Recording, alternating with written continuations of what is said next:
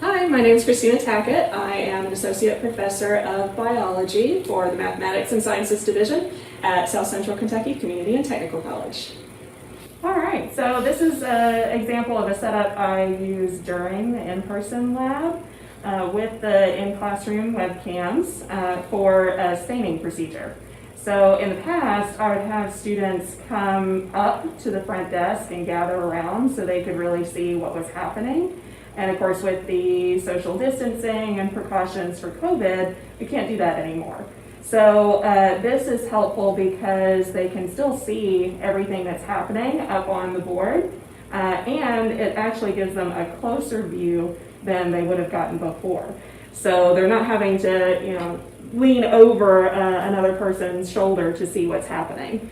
So for example, I can show them how to add water and stains to the slide and their samples, and they're able to see that on the screen from their desk. And then I can also record this for use later.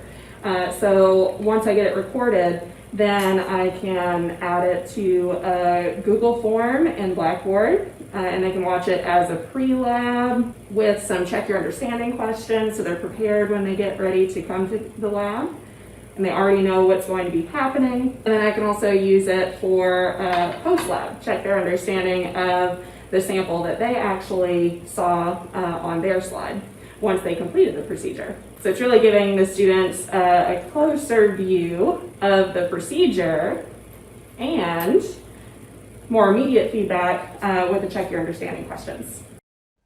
Here's an example of the Google Forms that I use for pre- and post-lab assessment. The recordings of the demonstrations can be inserted in the beginning of the form along with objectives for the lab exercise. For a pre-lab assessment, questions would check the students' understanding of the objectives presented in the videos before they perform the exercise. These are reinforced with additional demonstration during the lab. Following the in-person lab, the Google form would contain questions related to evaluating and interpreting the students' own specific results they obtained by completing the lab.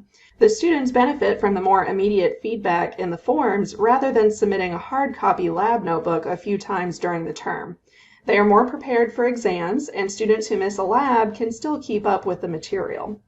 Interaction and engagement with the content has increased with the use of these technologies because students are able to work with the objectives and competencies before, during, and after the lab, even though we have reduced the in-lab meetings to hybrid format.